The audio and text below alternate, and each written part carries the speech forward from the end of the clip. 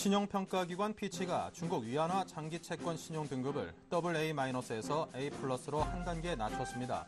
피치는 특히 중국 지방정부 채무가 심각한 수준이며 투명성이 없다고 경고했습니다.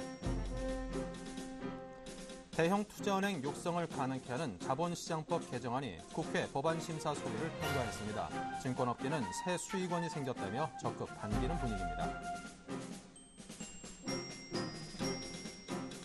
코스피가 6거래일 연속 하락하자 저가 매수성 자금이 유입되며 국내 주식형 펀드로 3거래일 연속 돈이 들어왔습니다. 반면 해외 주식형 펀드에서는 149억 원이 달해 8거래일째 순유출이 지속됐습니다. 통계청의 3월 고용 동향 조사 결과 취업자 수는 작년 동월 대비 24만 9천 명 늘어나는 데 그쳐 두 달째 20만 명대에 머물렀습니다. 한편 경제활동 참가율은 작년 3월보다 0.4%포인트 떨어진 60.5%로 나타났습니다.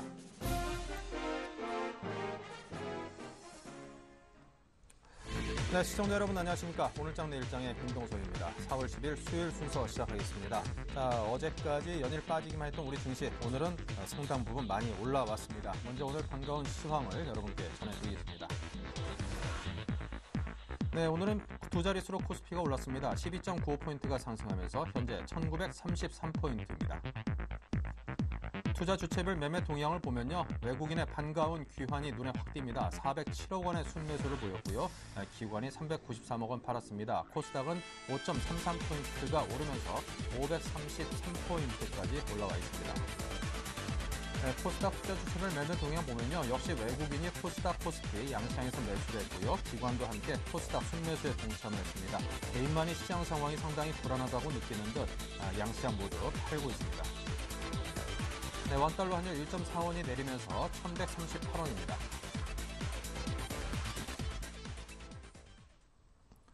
네, 오늘장 내일장 일부 순서 어떤 내용들로 채워져 있는지 여러분께 소개해드리죠. 네, 먼저 애널리스트에게 듣는다. 이영곤 연구위원과 함께 내일 금통위 금리 인하 기대 가능성이 어느 정도인지 들어보고요. 옵션 만기일에 따른 전망과 전략을 세워보겠습니다. 신승용 대표의 이슈인 현 시장의 키포인트는 무엇인지, 또 북한 리스크가 현재 정점을 통과하고 있습니다. 증시에서는 이제 매수 영역에 진입한 것이 아닌가 이런 의견이 있는데요. 자, 그에 따른 설명을 들어보겠고 시장의 핵심 변수죠. 환율 변동성에 관한 이야기를 듣겠습니다. 네, 오늘의 테마 톡톡, 증권은행제 강세, 수익원 발굴로 긍정적인 전망이 주어지고 있죠. 또 태양광주, 조류독감, 여행주 등등 지금 현 이슈와 관련된 테마에 대해서 풀어보겠습니다. 네, 자세한 시황부터 정리를 해보겠습니다. 하나대투 투자정보팀의 이영곤 연구위원 연결합니다. 안녕하십니까? 네, 안녕하십니까? 네, 내일 이제 금통위 금리 인하 여부 결정이 앞두고 있습니다. 시장에서는 금리 인하 가능성이 상당히 무게를 두는 분위기인데요. 어쨌거나 결과는 나올 때까지 기다려 봐야겠습니다. 자, 시장의 기대대로 금리 인하를 할 것인지, 또 이것이 이제 통화정책 변화의 신호탄이 될 것인지 상당히 궁금합니다. 어떻게 전망하십니까? 예, 일단 결론부터 말씀을 드리면은 금통위 금리 인하 가능성이 상당히 높다라고 보여지고요. 사실 하는 쪽은 금리 인하 쪽보다는 동결 쪽을 그동안 좀 주장하는 입장이었었는데, 최근 들어서 정부가 이제 10조 원이 넘는 추경 예산안을 편성하면서 경기 부양에 적극적으로 나서고 있는 상황이기 때문에 결국 한국은행의 결정에 있어가지고 독립성이 존재하지만 사실상 어느 정도 동조할 수밖에 없는 상황으로 이제 흘러가고 있고요. 그리고 통화정책 부분들도 결국 글로벌 통화정책 부분들의 움직임과 같이 좀 연동될 수 있는 부분, 영향을 받을 수 있다는 걸 감안하면은 최근에 일본의 공격적인 양적 완화, 그리고 주변 국가들의 통화정책 이런 부분들을 고려하지 않을 수 없을 것으로 보여집니다. 따라서 금리 인하 가능성이 상당히 좀 높아진 상황이다라고 보여지고, 추가적인 금리 인하 가능성까지는 아직 고민해 볼 수 있는 그런 부분은 아닌 것으로 보여지고요. 다만 이번에 금리 인하 한 번 정도 단행하는 부분들에 있어가지고는 시장 기대치가 상당히 높아져 있는 부분이고 기대감이 선반영돼 있기 때문에 금리 인하가 단행이 되더라도 사실상 시장에 미치는 영향은 크지 않을 것으로 그렇게 보고 있습니다. 네, 시장에 미칠 영향은 별로 크지 않을 것이다. 자, 그래도 이제 금리 인하가 단행된다라면은 그나마 적던 많든 간에 수혜를 입을 업종이 분명히 있을 텐데요. 어떤 부분들일까요? 일단 주식시장에 미칠 수 있는 부분들이 직접적으로 영향을 미치는 부분들은 역시 금융업종이다라고 볼 수가 있겠는데 금융업종과 건설업종 부분들에 대해서 관심들이 높아질 것으로 보여지는데 실제로 금리 인하에 따른 업종이나 종목별 영향은 좀 단기적으로 그칠 가능성이 많아 보이고요. 이번 이슈에 대한 기대감 부분들이 많이 반영이 되어 있기 때문에 일단 뭐 단기적인 트레이딩 정도로 접근할 수 있겠지만 그보다는 조금 더 펀더멘탈에 근거한 업종 접근이 좀 더 필요하지 않을까 그렇게 보여집니다. 네. 자, 그리고 이제 4월 옵션 만기일이 하루 앞으로 다가왔습니다. 가뜩이나 북한발 리스크 등등 변동성 확대에 영향을 줄 만한 이슈들이 많은데 이것까지 힘을 보태는 형국입니다. 자, 변동성 확대에 대해서 어떤 전망과 어떤 대응법을 짜고 계시는지요? 일단 옵션 만기와 관련해서 옵션과 직접적으로 연계된 물량 자체가 크지 않기 때문에 사실상 옵션 만기가 시장이 미치는 영향은 좀 제한적이다라고 볼 수가 있겠는데요. 다만 이게 시기적으로 북한 관련된 지정학적 리스크가 최고조에 달하는 시점과 맞물려 있기 때문에 전체적으로는 증시 변동성을 좀 확대시키는 요인이 될 것으로 보고 있습니다. 따라서 옵션 만기 때문에 변동성이 좀 확대된다기보다는 최근의 이슈와 같이 좀 맞물려서 증시 변동성이 좀 더 크게 나타나는 모습이 나타날 수가 있겠고요. 증시 참여자 입장에서 본다 그러면은 장중 변동성이 좀 커지고 장중에 주가 움직임도 상당 부분 확대될 것으로 이제 보이십니다. 결국 변동성이 커진다는 것은 다시 말하면 리스크가 좀 커질 수 있다는 부분이라고 볼 수가 있기 때문에 장중 움직임에 좀 지나치게 휘둘릴 필요는 없을 것으로 보이지고요. 오히려 좀 수급 요인 때문에 좀 과도하게 하락이 나타나거나 좀 아래쪽으로 좀 쏠림 현상이 나타날 경우에는 우량주를 분할 매수하는 그런 전략으로 대응해야 될 것으로 이렇게 보여집니다. 네. 자, 그리고 일본 중앙은행의 대담한 양적 완화 정책 시행 이후에 엔달러 환율 100엔 시대가 가시화되고 있습니다. 이에 따라서 일본 증시는 잘 나가고 있는 반면에 자, 우리 국내 기업들의 채선성 악화로 국내 증권 시장은 추가 하락까지도 좀 우려해야 되는 그런 반대 상황인데요. 자, 엔달러 환율 어디까지 갈지 또 어떤 전망을 갖고 계시는지 듣고 싶습니다. 예, 그 경기 부양 관련해서 이제 양적 완화를 본격화하면서 엔화 약세가 상당히 빠른 속도로 진행이 되고 있는데요. 조금 오늘 들어서는 조금 주춤하고 있는 모습이 나타나고 있습니다. 일단 99엔, 100엔 선이 단기적으로 좀 저항선으로 작용하고 있는 상황이다라고 볼 수가 있겠습니다. 단기적으로는 엔화 약세 속도가 조금 둔화되는 모습이 나타날 수가 있겠고요. 조금 더 이어질 수가 있겠지만 추세적으로 일본의 경기 부양 그리고 양적 완화 조치로 인해서 엔화 약세 기조의 흐름 자체에는 바뀌지 않을 것으로 보이십니다. 결국 국내 수출 기업들한테는 상당히 부정적이다라고 볼 수가 있겠는데 다만 이 엔화 약세가 기조적으로 이어지더라도 중간중간에 이제 변곡점과 흐름이 있을 것이기 때문에 그 관점에 맞춰서 수출주들 그리고 자동차주들은 트레이딩 관점으로 대응해야 될 것으로 보여지는데 100엔대 전후에서 탄력이 둔화되고 있고 추가적으로 엔화 약세가 조금 약화되는 모습이 나타난다 그러면은 수출 기업들 그리고 자동차 관련 종목들로는 약폭화에 따른 단기 트레이딩 정도는 가능한 상황이 올 수 있다라고 이제 보고 있습니다. 네. 자, 그리고 어제 북한이 바로 오늘 미사일 발사를 예고했습니다. 이와 관련해서는 어떤 전략을 짜고 계십니까? 예, 사실 뭐 북한 관련 리스크는 어떻게 전개될지 예상하기가 좀 어렵다는 측면에서 좀 불확실성 요인이다라고 볼 수가 있겠는데요. 일단 빠르면 오늘 오후에 미사일 발사가 될 수 있다라는 소식들이 좀 전해지고 있고요. 이런 부분들은 결국 시장에 좀 단기적으로 변동성을 또 역시 확대시키는 요인이 될 것으로 보여집니다. 북한 리스크가 이전에 비해서 상당히 크게 작용이 되고 있는 상황이고요. 외국인들 매도 역시 과거의 북한 사태와 좀 다른 모습들을 보여주고 있습니다. 그만큼 위기감이 커져 있는 상황이다라고 볼 수가 있겠는데 다만 지금의 상황이 물리적인 충돌로 꼭 이어져서 상황이 급격하게 악화될 것이다라고 가정하기는 좀 어려운 상황으로 보여지고 있고요. 미사일 발사가 북한의 단순한 무력 시위 정도로 마무리가 될 가능성이 이제 높기 때문에 결국은 그러한 이슈가 좀 지나고 나면은 극대화됐었던 불확실성은 조금 완화될 수 있는 상황으로 보여집니다. 따라서 불확실성 완화에 따른 오히려 단기적인 반등이 조금 더 나타날 수 있는 상황이다라고 보면은 변동성이 좀 커지면서 불안 심리는 높아지겠지만 지나치게 위축될 필요가 없을 것으로 보여지고 있고요. 미사일 발사 이후에 추가적으로 상황이 악화되지 않는다 그러면은 오히려 그 우량주를 좀 저점 분할 매수할 수 있는 그런 전략이 필요하지 않을까 판단하고 있습니다. 네.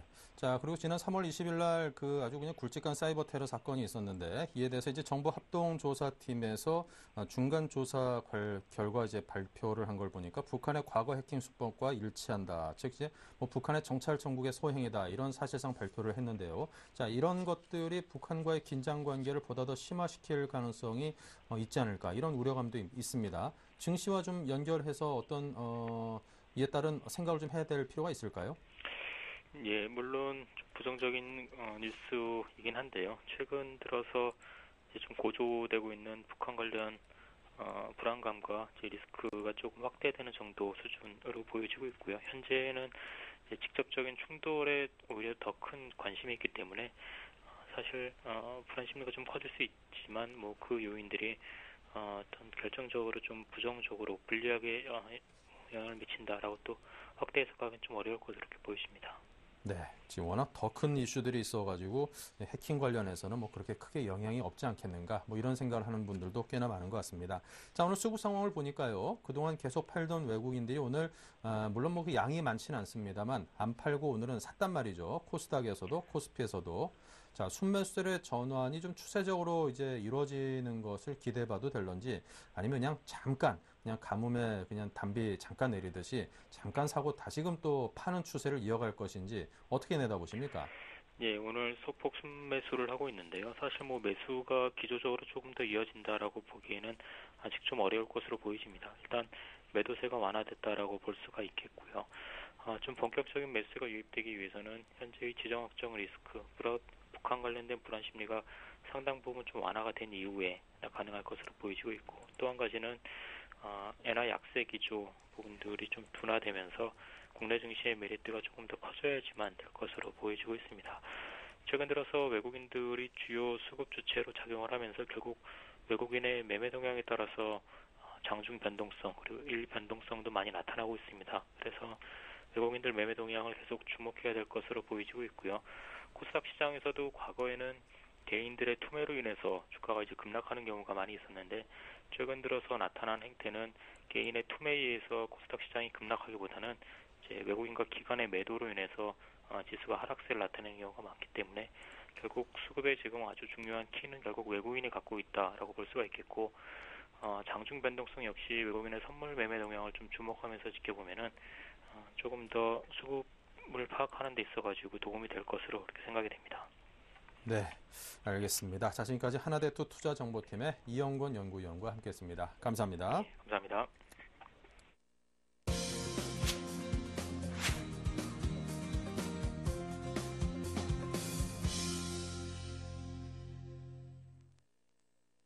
네, 지금부터는 알바트로스 투자자문의 신승용 대표와 연결을 해서 현시장 이슈와 관련된 발빠른 전략을 세워보겠습니다. 안녕하세요, 신 대표님. 네, 안녕하십니까. 네, 이번 주 우리 장세가 너무 정신없이 요동치고 있습니다. 북한발 리스크 그리고 엔화 약세 등등 악재가 그냥 겹치는 형국인데요.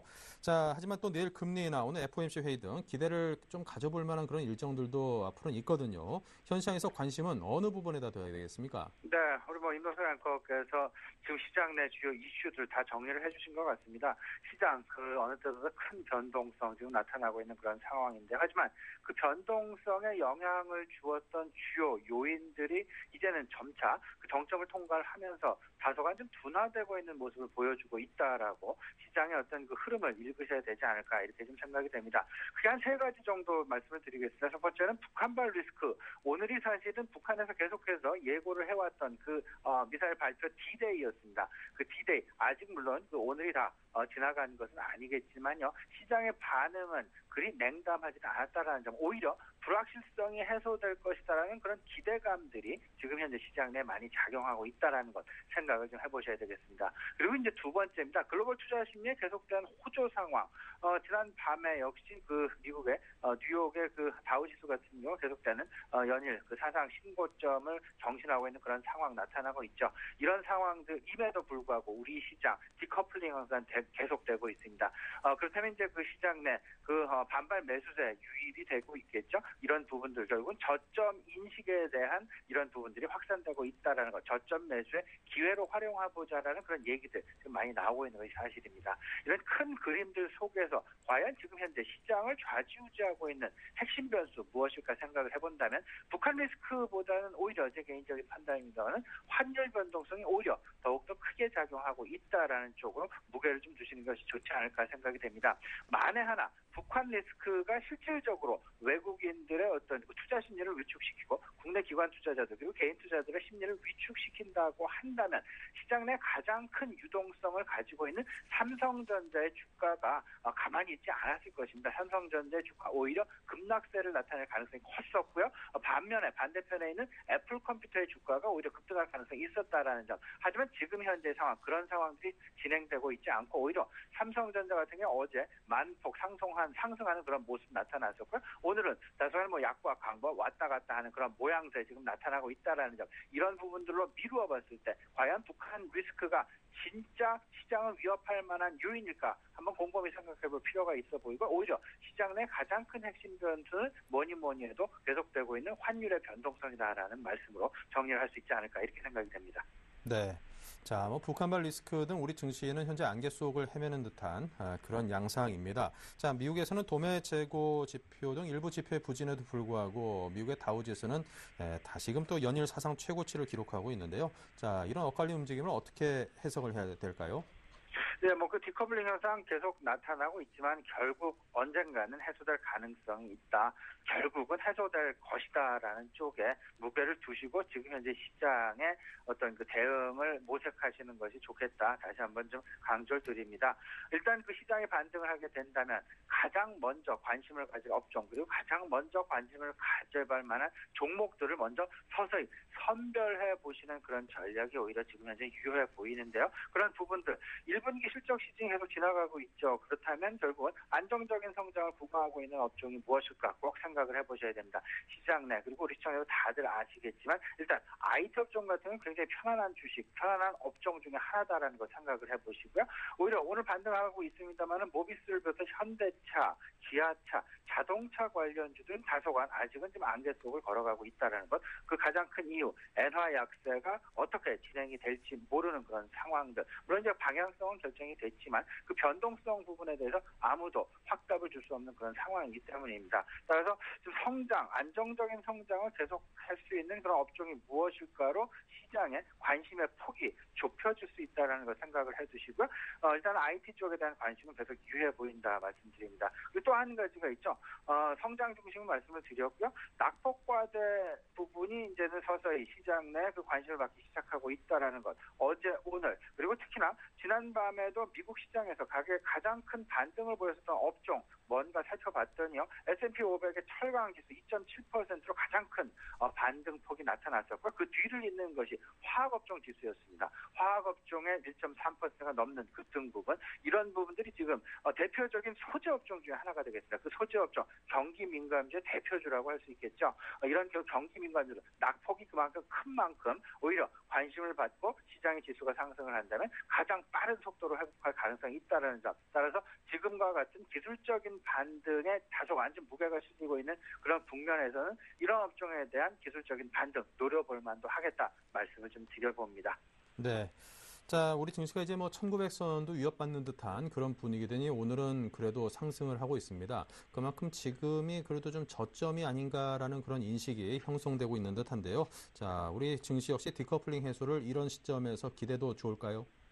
네, 이렇게 좀 보셔야 될 것 같습니다. 지금 현재 상황 일단 오늘 디데이죠. 그 불확실성이 해소되는 그런 국면에 대한 기대감의 상승일 것이냐 아니면 일적인 그 기술적인 반등일 것이냐를 놓고서 좀 평가를 해볼 필요가 있어 보입니다. 일단 시장의 많은 전문가들은 기술적인 반등 쪽에 조금은 더 무게가 실리고 있는 것이 사실이고요. 조금은 더 어떤 그 지속성 여부에 좀 확인 과정을 좀 거칠 필요가 있겠다. 좀 말씀을 드려봅니다. 따라서 섣부른 판단은 자제를 하시고 일단 조금은 더 기다리는 전략이 유효해 보인다 말씀드립니다. 하지만 꼭 매수를 하셔야 되겠다 이런 생각을 가신다 하면 성장 중심 그리고 낙폭과대 접근 꼭 이 두 가지 관점 생각을 해보시고요. 또 이제 그 트레이딩 관점에서 말씀을 드려본다면 지금 같은 경우 경우 절대적으로 급작스러운 매수, 공격적인 매수가 되면 이런 부분은 잘못하다가 낭패를 부를 수도 있다라는 점 꼭 명심을 하시고 분할 매수라는 관점을 절대 원칙으로 철저히 유의하셔야 되겠다. 다시 한번 정리해드리고 싶습니다. 네, 자, 위험을 분산시키기 위한 분할 매수의 절대 원칙에 대해서 유의하자 이런 말씀을 주셨습니다. 자, 이제 북한발 리스크라든가 엔화 약세 등 시장을 좀 짓누르는 그런 위기감이 어느 정도 이제 정점을 지나고 있는 거 아닌가 이런 생각도 듭니다. 어떤 대응을 해야 될까요? 네, 말씀하신 그대로입니다. 일단 가장 중요한 포인트는 뭐냐면도 네이리스 금융통화위원회 금리 결정 이슈가 되겠죠. 과연 금리 인하를 결정을 할지 아니면 금리 동결을 결정할지 이 부분 많은 부분 증권가에서는 90% 이상의 금리 인하 쪽에 무게를 많이 두고 있습니다만 이때까지 하는 김종수 총재 어떤 행보를 봤을 때는 금리 인하가 전적으로 단행되기에는 다소간 좀 어려운 부분도 있지 않을까 이런 생각. 따라서 이 부분 섣부른 판단이 좀 쉽지 않겠다 일단 좀 말씀을 드려봅니다. 하지만 분명한 부분이 있죠. 실적 시즌의 진행과 함께 결국은 실적을 보면서 2분기 실적 이후 이런 부분들에서 과연 안정적인 성장을 주는 업종들이 무엇일까 꼭 생각을 해보셔야 되겠습니다. 따라서 지금 현재 관점, 펀더멘탈 관점에서 무조건적인 대응이 필요해 보인다. 다시 한번 강조를 드리고요. 펀더멘탈 관점 쪽에서 가장 편안한 업종 무엇일까 생각을 해본다면 여전히 IT 업종이다라고 말씀을 드려봅니다. IT 업종 여러 가지가 있습니다. 거래소, 삼성전자 그리고 SK 하이닉스, LG 전자 등 대형주도 있겠지만 코스닥에도 60% 70% 이상 코스닥 IT 업종으로 지금 포진해 있는 것도 사실입니다. 포진해 있는 IT 업종 내 코스닥 업종, 코스닥 기업들 중에서 과연 1분기 실적이 실질적으로 가시화가 나타나는 종목들 중심으로 좀 옥석 가리기 관점으로 대응 유의하자 말씀드려봅니다. 네. 자, 이제 1분기 실적 시즌에 돌입을 했습니다. 실적 시즌에 접근할 수 있는 포인트는 어떤 것일까요? 예, 아무래도 전망치와 발표치의 차이가 어느 정도 좁혀지느냐 쪽에 관심을 좀 두셔야 되겠습니다. 전망만으로 그리고 기대만으로 올라가는 주시장 한계가 있기 때문이겠죠. 지난 이틀 동안에 우리 코스닥 시장에서도 우리 시청자분 다들 경험을 하셨으리라 생각이 됩니다. 코스닥 시장 일단 수급이 굉장히 약한 것이 사실입니다. 그렇다면 수급을 철저하게 받쳐줄 수 있는 것 뭐니 해도 실적이다라는 그런 생각이죠. 기대감만에 의한 상승 부분 분명히 한계가 있다는 생각이고요. 실적의 가시화 부분 확실하게 챙기셔야 되겠다 말씀드립니다. 이런 면에서 본다면 결국은 IT 그리고 바이오 쪽하고요. 바이오 중에서 실적 가시화가 나타나는 종목 중심의 대응이 당연하겠죠. 그리고 컨텐츠 중심의 관심 유해 보인다라고 정리해드리겠습니다. 네. 자, 그렇다면 이제 포트폴리오에 어떤 것들을 담으려고 준비하고 계십니까? 네, 오늘 좀 포트폴리오 조금 좀 소규모 조정을 단행을 했습니다. 다시 말씀을 드리면 일단 계속해서 1분기 실적 시즌의 진행과 함께 가장 안정적이고 그렇게 가장 편안한 업종 찾아보면 역시 뭐니 해도 IT 업종이 아닐까 생각이 돼서요. IT 업종 기존 30%에서 35%로 그 부분은 특히나 조금은 좀 중소형주보다는 좀 대형주 중심으로 올리겠다 이런 말씀 좀 드려보고요. 이 속에는 역시 갤럭시 S4 출시에 대한 모멘텀 분명히 살아있다라는 부분 말씀드립니다. 자산 관련주 역시 계속되는 관심 필요해 보인다. 지금 현재 상황 이러지도 못하고 저러지도 못하는 그렇다고 매우 공격적으로도 대응을 못하는 그렇다고 너무 지나친 방어적으로도 대응을 못하는 그런 어정쩡한 시장이다라고 말씀을 드립니다. 시장 내 이럴 때일수록 PBR 관점의 어떤 하방 경직성 부분 확보 필요해 보인다 말씀을 드리고요. PBR 꼭 챙겨보시면 어떨까 싶습니다. 통신주 역시 5% 정도 계속 유지 말씀을 드리고요. 석유화학주 기존의 15%에서 10%로 조금 좀 축소하는 상황, 축소를 좀 할까 이렇게 생각을 합니다. 그 가장 큰 이유, 일단은 석유화학 업종 내에서 이번 실적 시즌의 실적 다소간 좀 실망감 나타날 가능성 있겠고요. 하지만 큰 그림에서 본다면 실적 바닥이 곧 주가의 바닥이다라는 걸 생각을 한다면 100% 비중을 축소할 이유는 없어 보이고요. 10% 정도는 계속해서 유지하는 전략 유해 보인다 말씀드립니다. 거꾸로 또 말씀을 드리면요. 지금 현재 주가가 계속 바닥을 진행이 되고 있죠. 지수 반등 시 분명히 석유화학 업종은 그 어느 업종보다도 빠르게 반등할 가능성이 높기 때문에 10%로 비중을 유지할 것 다시 한번 추천드리고요. 마지막 유틸리티주 되겠습니다. 유틸리티주 같은 경우에는 좀 편안한 주식이다. 지금 현재 그 환율에 의한 어떤 그 외국인의 매도세 좀 나타나고 있는데요. 하지만 큰 그림에서 여름철 전력 수급 불안을 생각하고 그다음에 안정적인 포트폴리오를 추구하신다면 유틸리티주 10% 내외는 포트 내에 담아가시는 전략이 지금 유효해 보인다라고 추천드립니다. 네. 자, 이렇게 해서 관심을 두고 있는 부분에 대해서 그리고 포트폴리오 구성에 대해서 상세하게 들어봤습니다. 지금까지 알바트로스 투자자문의 신승용 대표와 함께했습니다. 감사합니다. 네, 감사합니다.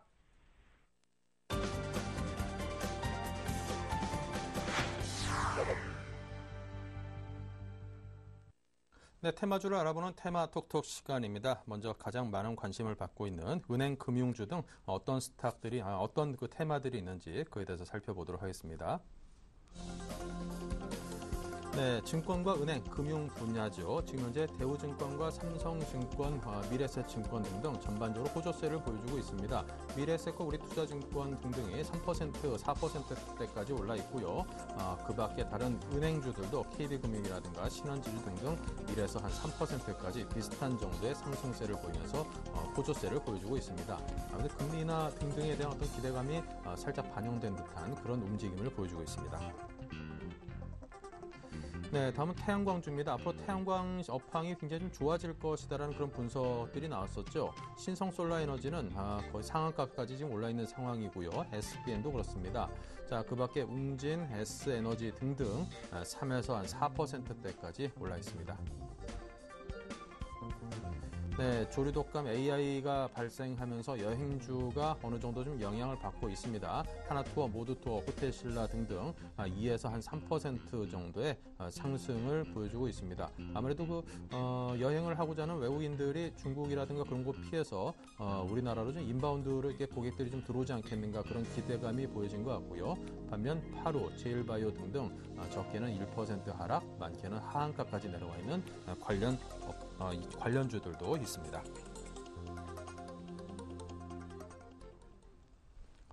네, 보신 것처럼 오늘 좋은 견조한 상승 흐름을 보여주고 있는 것이 바로 금융주입니다. 은행, 증권주 등인데요. 자, 유진투자증권의 정승현 과장을 연결하겠습니다. 안녕하세요. 네, 안녕하세요. 네, 이 자본시장법 개정안이 국회 정무위원회 법안 소위를 통과한 데 힘입어서 은행, 금융주가 상승세를 이어가고 있습니다. 자, 관련 이슈에 따른 분석과 테마주의 현재 상황 어떤지 짚어주십시오. 네, 일단 뭐 상승 배경을 보면 자본시장법 사실 이 내용이 나왔었던 게 2007년, 2008년 상당히 오래 전에 자본시장법이 얘기들은 시장에 많이 나왔었습니다. 하지만 통과되기까지는 시간이 상당히 필요했었죠. 그런 과정들 속에서 사실 대형 증권사 상위 한 5개 정도 증권사가 재작년 정도에 증자를 통해서 그 3조 원 만들기 위해서 이제 증자까지 시행을 했지만 바로 또 이루어지지 않고 또 딜레이되는 과정이 있었습니다. 그런 부분들 때문에 사실 증권 업황이 지금까지 상당히 어려운 국면, 거래대금 감소와 여러 가지 힘든 국면이 많았었습니다만 이런 자본시장법 개정안 통과 소식 자체가 단기적 모멘텀이 충분히 될 수 있을 것 같고요. 아마 중장기적으로도 봤을 때도 이 내용 자체는 상당히 긍정적인 뉴스가 아닐까라고 보고 있습니다. 네. 자, 그렇다면 은행주라든가 증권주, 이 금융주들의 향후 전망은 어떻게 흘러갈까요? 일단 최근에 사실 증권 업황이 상당히 힘들었죠. 은행도 마찬가지고요. 하지만 이 자본시장법 개정안 통과 소식 자체는 사실 중장기적으로 상당히 큰 모멘텀을 갖출 수 있다라는 점이 상당히 긍정적인 부분이 아닐까 싶고요. 일단 새로운 수익원 발굴에 상당히 긍정적인 요인이 되고, 그리고 일단 업무 영역이 상대적으로 커질 가능성이 높다라고 보여집니다. 대형 증권사 위주로 이런 그 과정들이 이루어지겠지만, 일단 IB 사업에 진출을 하게 되면 지금까지 있었던 IB 시장과 좀 더 다른 이제 우리나라 사실 증권 글로벌리하게 봤을 때는 우리나라 이제 증권 회사들이 어떻게 보면 아주 영세하고 이제 작은 그런 증권 회사로 세계적으로 이제 보일 수밖에 없었는데 이제 우리나라도 사실 어떻게 보면 삼성전자라는 독보적인 그 제조업체에 글로벌리한 기업이 가지고 있음에도 불구하고 이런 증권주라든지 투자 부분에 있어서는 상당히 후진국 정도 수준 정도밖에 안 됐습니다만 또 우리나라에도 골드만삭스라든지 이런 거대 투자은행이나 그리고 투자 증권회사 이런 회사들이 이제 만들어질 수 있는 계기가 이번 자본시장법 개정안 통과가 아마 시초가 되지 않을까라고 보고 있기 때문에 일단 전반적으로 앞으로 중장기적인 관점에서 상당히 좋은 호재거리가 될 것이다라고 보고 있습니다. 네. 자, 골드만삭스 같은 그런 대형 투자은행이 우리나라에서도 하루속히 좀 탄생해 줬으면 좋겠습니다. 자, 그렇다면 이제 투자 가능 종목도 아마 그 후보군에서 나올 수도 있지 않을까 싶은데요. 네. 일단 대우증권을 좀 보시는 게 좋을 것 같다라고 말씀을 드리는 게 일단 5개 증권사가 일단 준비를 했습니다. 삼성증권, 대우증권, 우리투자증권, 그다음에 한국투자증권, 현대증권 이 대형사 5개가 IB 라이센스를 이제 보유하고 하기 위해서 증자와 각종 대비를 상당히 많이 해왔던 그 회사들 중에 하나인데 일단 대우증권 자체도 여기서 거의 우리나라에서 삼성증권과 대우증권 1, 2위를 다투는 그런 브로커리지에 상당히 강한 그런 회사이기 때문에 일단 여러 가지 모멘텀을 이번 계기를 통해서 마련이 됐다라고 본다면 일단 이 5개 중에서도 최근에 흐름이 어느 정도 견조하게 이루어지고 수익 창출 면에서도 가장 긍정적인 요소를 갖추고 있는 대우증권 정도 매매하시면 될 것 같고요. 일단 오늘 가격에 소폭 조정이 나오면 한 1,700원 정도 매수하셨다가 목표가 전 고점 부근 한 12,500원, 전체가 10,000원 정도 보시면서 가격 전략 세우시면 될 것 같습니다. 네, 알겠습니다. 자, 지금까지 금융주에 대한 분석을 들어봤습니다. 오늘 말씀 감사합니다. 네, 감사합니다. 네, 자, 계속해서 태양광주 업황이 현재 어떤지 살펴보겠습니다. 시황 보겠습니다. 네, 태양광주가 앞으로 좀 좋아질 것이다라는 그런 호평가에 힘입어서 오늘 상당히 많이 올랐습니다. 신성솔라에너지가 상한가를 비롯해서요, 많이 올라 있는 것은 오성 LST의 7.66% 상승, SDN도 현재 상한가까지 올라가는 기염을 토하고 있습니다. 네, 태양광주 시황에 대해서 KTB 투자증권 압구정잼의 정용현 대리가 분석을 준비하고 있습니다. 안녕하세요. 네, 안녕하십니까. 네, 미국의 워렌 버핏이 최근 파산했던 중국 태양광 업체인 선택 인수에 관심을 보이고 있다. 이런 보도가 나오면서 태양광주 주가가 동반 상승하고 있습니다. 관련 이슈와 함께 현재 상황이 어떤지 설명 주시죠. 네, 일단 오늘 장 전에 일단 워렌 버핏이 파산한 중국 태양광 패널 업체죠. 선택에 대한 인수 추진 소문 때문에 태양광주가 상당히 갭상승 출발하는 모습을 보여줬었는데요. 일단 그 태양광 주식이 전체적인 업황상으로 크게 턴어라운드를 돌아 나오게 되는 가장 큰 이유 자체가 폴리실리콘 가격이 상승세가 계속해서 이어져야 되는데 저는 전체적으로 봤을 때는 오늘 이러한 단기 이슈 때문에 일단은 한번 주식시장에서 한번 움직이지 않았나 하고 판단되어지고 있습니다. 네. 자, 그렇다면 태양광주의 향후 전망에 대해서 어떻게 잡고 계시는지 여기 좀 폴리실리콘 가격의 회복이라든가 이런 근본적인 문제들이 좀 해결이 돼야지 누가 어떤 회사를 인수한다, 잠깐 업황이 좀 좋아질 것 같다 이런 호평에 힘입어서 전체적인 그 추세를 돌리기에는 약하지 않을까 이런 생각이 들거든요. 네, 저도 앵커분 말씀대로 저도 그런 시각을 좀 가지고 있는데요. 일단은 지금 태양광주 같은 경우에는 업황 자체가 작년 연말이나 올 연초보다는 그래도 조금은 나아졌습니다. 하지만 그것이 주가에 회복이 되는 그 모멘텀이 되기에는 아직까지 좀 무리가 있지 않아 좀 보여지고 있고요. 지금 현재 중국 수입 폴리실리콘 반덤핑에 대한 관세 부과 결정이 원래 2월 달에 결정이 날 것으로 예상이 되었었는데 이거 3월 말이나 지금 4월 초까지도 지금 연기가 된 상태이고 지금 6월 정도는 돼야지 지금 이러한 것이 결정이 되기 때문에 아직까지는 태양광주에 대한 투자는 보수적으로 접근하시는 편이 좋을 것 같고요. 지금 폴리실리콘 가격 같은 경우에는 2위권 업체들의 현금 원가가 한 $20 중반까지는 돼야지 지금 원가에 대한 절감이 가능한 수준이기 때문에 이 폴리실리콘 가격에 대한 추이를 좀 살펴보시는 편이 좀 좋을 것 같습니다. 네, 이 전기를 생산하는 생산 단가 면에서 원자력 등에 비해서 현저하게 높은 태양광이 과연 이게 효율적인 어떤 에너지원으로 자리 잡을 수 있을까? 저는 이제 개인적으로는 굉장히 좀 부정적인 견해를 갖고 있는 사람인데요. 자, 그렇다 해도 이 안에서 투자 대상으로는 관심 가질 만한 종목은 있을 겁니다. 어떤 종목에 대해서 관심을 두고 계십니까? 일단 아무래도 태양광 주식의 가장 대장주격이 될 수 있는 OCI를 좀 말씀을 드리겠는데요. 일단 오늘 시장 같은 경우에는 뭐 SDN이나 뭐 신성 솔라 에너지와 같은 뭐 작은 종목들이 뭐 호재 뉴스로 인해서 뭐 단숨에 상한가에 안착을 하게 했는데, 일단은 OCI 대장주가 일단 자리를 잡아야지 이런 그 작은 종목들이 더 빠르게 치고 올라갈 수 있기 때문에 OCI에 대해서 좀 말씀을 드리겠습니다. 일단 그 OCI 같은 경우에는 3월부터 폴리실리콘 가동률이 한 90% 정도까지 상승이 됐기 때문에 그 고정비에 대한 부담 완화로 인해서 작년보다는 실적이 그래도 개선이 될 것이라고 예상되어지고 있습니다. 그 이유 자체가 연말과 연초에는 50% 정도 내외의 가동률이었지만 이 90%까지 올라간 것이 가장 큰 이유가 되겠고요. 그 OCI 영업이익 같은 경우에는 그 전분기에 적자 622억 원을 시현을 했는데, 올해 1분기 같은 경우에는 136억으로 흑자 전환이 될 것으로 예상되어지고 있습니다. 그렇기 때문에 영업 적자에 대한 전분기 대비 축소가 좀 예상이 되어지고 있다라고 보여지고 있고요. 제가 서두에서 말씀드렸듯이 이런 태양광 주식이 좀 빠르게 움직이기 위해서는 중국의 수입 폴리실리콘 반덤핑에 대한 관세 부과 결정이 빨리 나오는 것이 좀 중요할 것 같습니다. 이러한 뉴스 자체는 현실화되기는 한 6월경에 나올 것이기 때문에 뭐 주가는 이게 만약에 호재 뉴스를 좀 받아들이게 된다면 한 4월 중하순이나 그 5월달 초부터는 그래도 긍정적인 모습으로 보여지지 않을까 보여지고 있고요.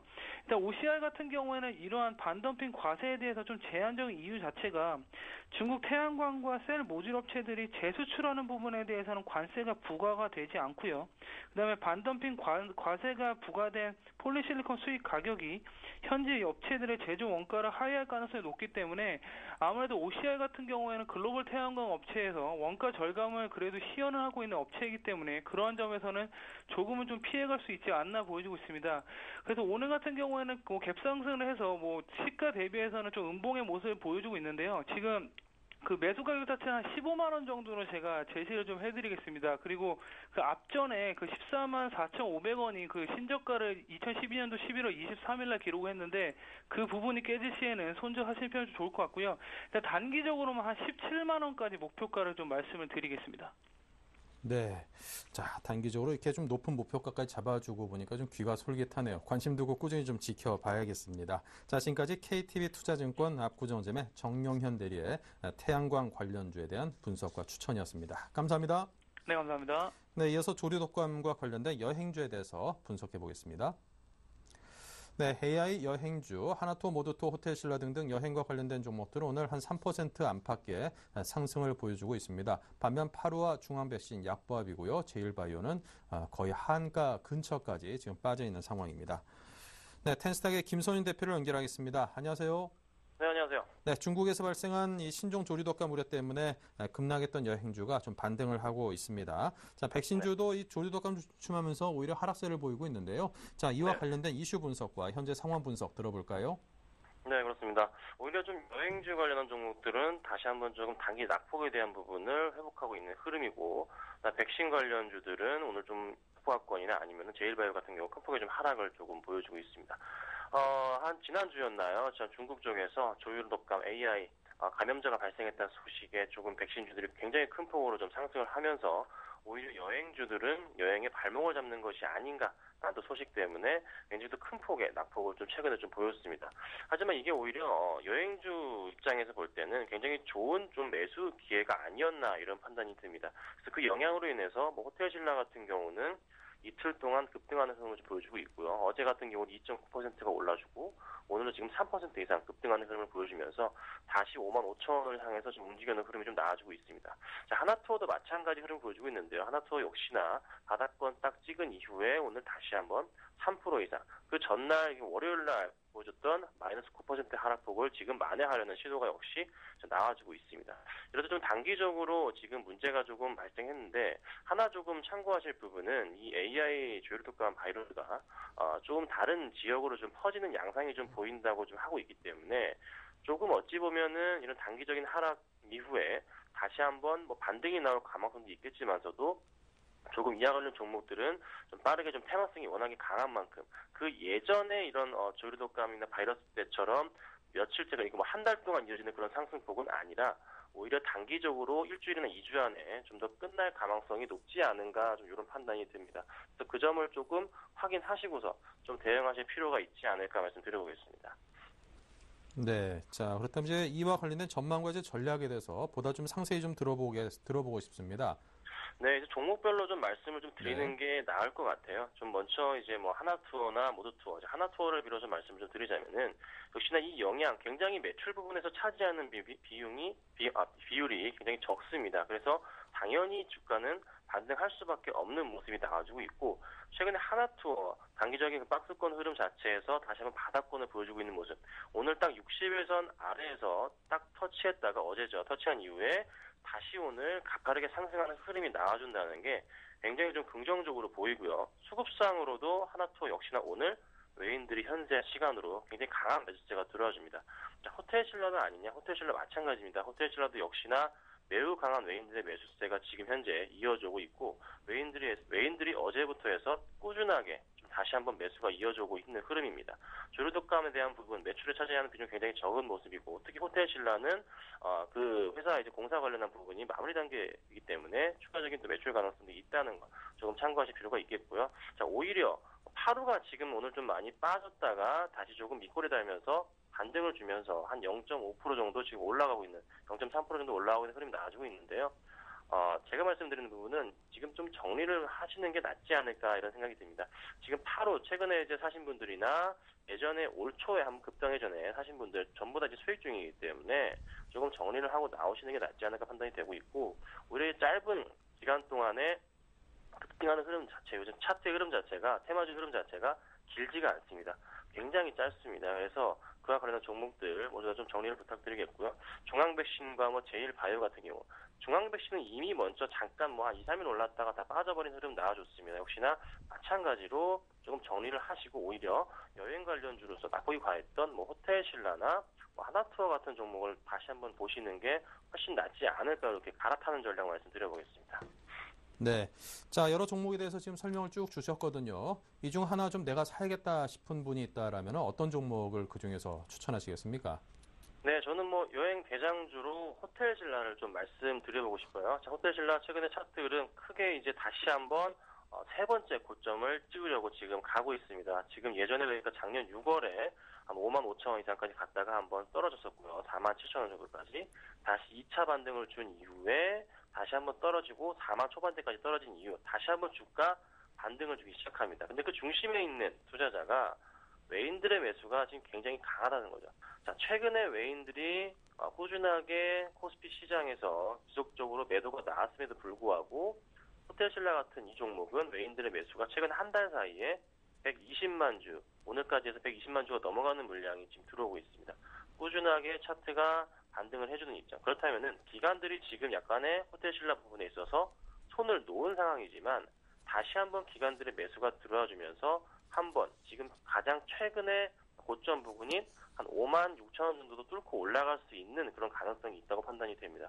자, 호텔신라 굉장히 좋은 종목 중에 하나이고 올해 실적 역시 작년 대비해서 굉장히 큰 폭의 상승 기대가 되는 종목인 거 좀 아신다면은 좋은 종목이라 말씀드려보겠고 매수가를 좀 잡아드리자면요. 지금 현재가가 한 54,700원 정도의 매수가를 형성하고 있는데요. 한 54,600원, 700원 정도 현재가 부근에서 충분히 매수하셔도 괜찮다고 판단이 되고 있고요.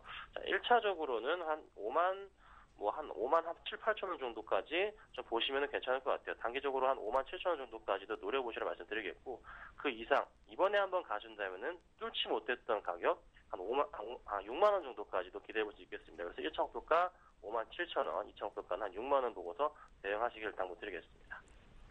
네, 자 이렇게 해서 호텔신라에 대해서 오늘 종목으로 들어봤습니다. 지금까지 텐스탁의 김선윤 대표와 함께했습니다. 감사합니다. 네, 감사합니다. 네, 이렇게 해서 오늘은 금융주, 태영광주, 그리고 조류독감과 관련된 또 여행주 등에 대해서 대응법까지 함께 짜봤습니다.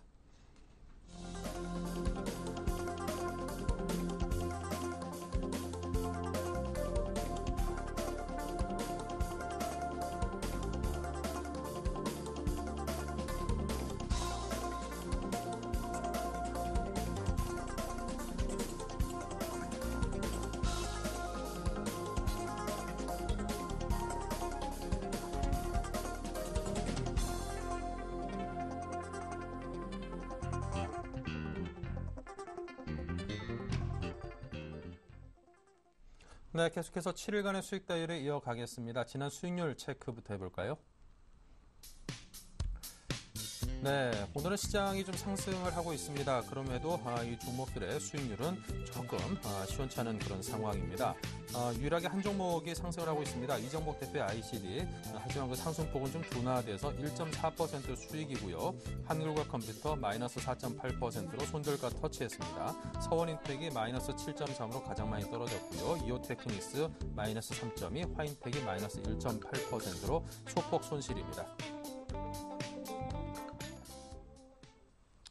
네, 매주 수요일에 만나 뵙는 아이러브스탁의 전진우 팀장 연결합니다. 안녕하세요. 네, 안녕하세요. 네, 자, 한글과 컴퓨터 손절가 터치했거든요. 네, 여보세요? 예, 네. 그렇습니다. 그 종목을 접근했던 관점은 그 소프트웨어 시장의 성장에 그리고 기술적으로도 반복적으로 한 지지를 받는 18,000원대에서 반등 노리고 접근을 했었던 종목인데요. 지난 한 주간 좀 지정학적 리스크 지속되는 가운데 시장 급락 속에서 개별 종목에 대한 어떤 이야기는 의미가 없었던 사실 좀 그런 시장의 모습이었고요. 시장에 관한 좀 큰 그림부터 좀 다시 말씀을 드리면은 최근 몇 해간 어떤 식으로든 이 시장이 큰 폭으로 하락을 주게 되면은 어제 오늘 같은 기계적인 반등이나 횡보 이후에 좀 추가적인 급락으로 이어지는 모습입니다. 그래서 한글과 컴퓨터 그나마 시장에 비해서 상대적으로 좀 작은 범위 내에서 하락을 줬고요. 오늘 또 모바일 프린팅 기업인 소프트웨어 이미징사의 지분 인수에 대한 그런 호재성 뉴스도 나왔는데 종목보다도 이 시장의 관점에서 여전히 좀 예측 불가능한 리스크를 가지고 있는 시점이니까요. 손절하신 분들은 일단 손절가로 제시드린 기술적 구간을 깼기 때문에 다시 반등한다고 해도 오늘도 좀 18,000원대 구간에 좀 무겁게 걸리는데 좀 무거울 수 있어요. 그래서 최근 낙폭이 커서 반등한다 이런 막연함보다는 종목도 시장도 좀 하단을 가지고 반등하는 모습을 좀 확인한 이후에 재접근하는 것을 말씀을 드리고요. 보유하고 계신 분들은 일단은 그 종목보다도 현금을 많이 들고 가자는 그런 시장 긁고 가는 그렇게 시장을 관망하자는 관점을 취하고 있기 때문에 일단 한 18,000원대 구간에서 좀 손실 없이 나오고 그리고 시장 방금 말씀드린 대로 시장에 대한 불안감 좀 비중을 두고 그렇게 좀 현금을 들고 가자는 식으로 좀 말씀을 드리고 싶습니다. 네, 비중을 두고 좀 현금도 좀 들고 가는 그런 전략을 취하자 이런 말씀을 주셨습니다. 자, 지금 시장 상황이 오늘은 좀 회복이 되고 있습니다. 한 주간 수익 낼 만한 종목이 어떤 것일까요? 예, 앞서 말씀드렸듯이 지정학 리스크 계속 여전히 가지고 있는 얘기를 드렸는데 거기에 또 지금 북한 이슈에 묻히기는 했지만 연말부터 수출주들 실적에 좀 발목을 잡았던 엔달러 환율도 네. 여전히 올라가고 있거든요. 그래서 오늘 소개드릴 종목은 수출주가 아니라 내수주 중심으로 좀 소개를 드리고요. 그리고 또 한 주간에 북한 리스크 요인에 크게 흔들리지 않았던 종목 중에서 AGL 렌터카 좀 소개를 드리도록 하겠습니다. 네. 먼저 국내 그 렌터카 시장 소개를 드리면요. 렌터카 사업에 대해서 일단 메커니즘을 소개를 드리면 일단 돈을 빌려서 차량을 구매를 하고 그다음에 적정 렌탈료를 받고 이후에 많이 가동한 이후에 그다음에 한 3년, 4년 이후에 매각을 해서 차익을 보는 그런 산업인데 국내 렌터카 업체 수가 797개입니다. 근데 상위사 5개 업체가 시장의 한 55% 정도를 과점을 하고 있어요. 근데 그 첫 번째가 2010년도 금호 렌터카를 입사했던 KT고요. 그다음에 2위가 이제 AJ 렌터카가 2위고 현대캐피탈이 3위인데요. 일단 이 중에 AJ 렌터카가 업계 최초로 성장을 했었고 물론 여행 업종인 레드캡투어나 이런 거 렌트 사업은 하고는 있지만 순수 업종 분류로는 AJ 렌터카가 현재 상장사로서는 유일합니다. 그래서 국내 렌터카 시장 지난 한 해 한 10년간 평균 12% 정도 상승을 했었는데 특히 그 시장 성장률에 대비해서 요 과점 업체들의 연간 매출 성장은 더 큽니다.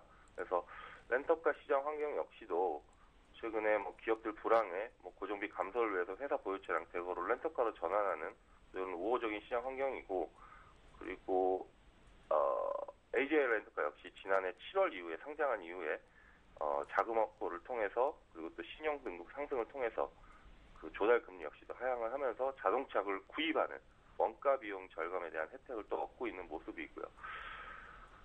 자동차 구입에 따른 금융 비용의